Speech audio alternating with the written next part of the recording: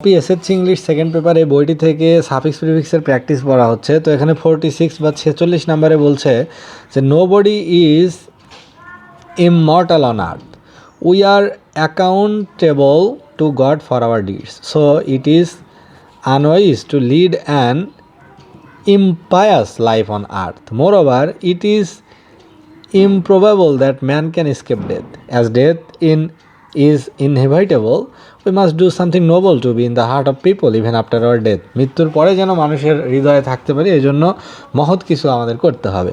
For this purpose, we should use our talent. We should properly use our talent and full potentiality to achieve our desired goal.